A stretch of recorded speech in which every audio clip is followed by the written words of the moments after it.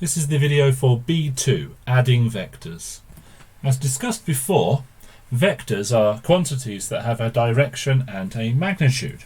So here on this picture we have an object, and let us imagine this object has been thrown in an area where there is some wind. And so we have a wind force that I will label Fw, and the weight of the object, which I will label mg. Now both of those forces are acting on this body. So the resultant force is the effect of both of these forces added together. So we have to add the two forces together. And to do that, what we do is we draw one of the forces on the end of the other. So I pick up this force and I draw it down here instead. And here you can now see from the beginning of our force diagram to the end we have a diagonal, which I will draw in green. And the resultant force is shown.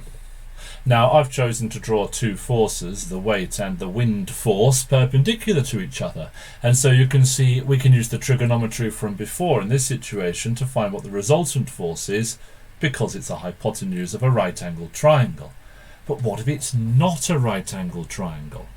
Consider the picture I've drawn here. Again, I have an object which is falling, and for some reason the wind force is upwards as well as to the right. Well, what do? We take our wind force vector and we move it. We redraw it on the end of the weight vector. Or alternatively, we could have redrawn the weight vector on the end of the first wind force vector.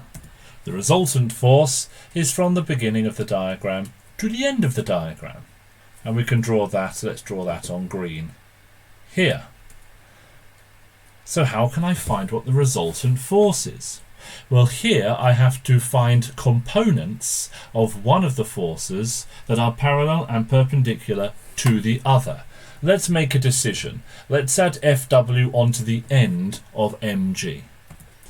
Now this angle here is in fact not equal to 90 degrees, although I know it looks rather like it, it is not.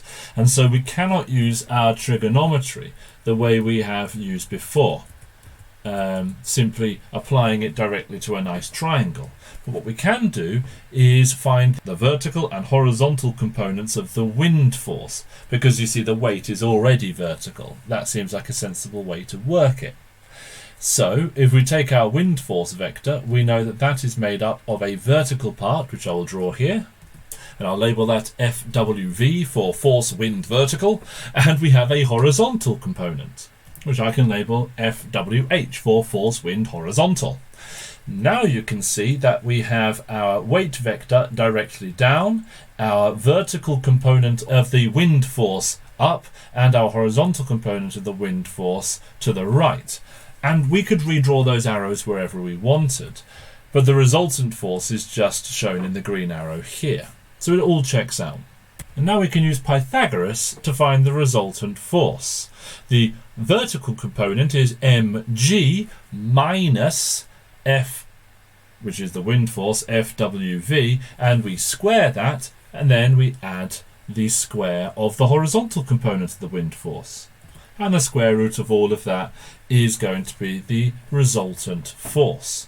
If you want to find the direction, you use arctan, like this. The angle anti-clockwise from the vertical, alpha, is arctan of the opposite, which is our wind force horizontal component, divided by the adjacent, which is our weight, minus our wind force vertical component. And it's minus because it's in the opposite direction. And as with B1, you can see that drawing a diagram is tremendously important when trying to work out these resultant vectors.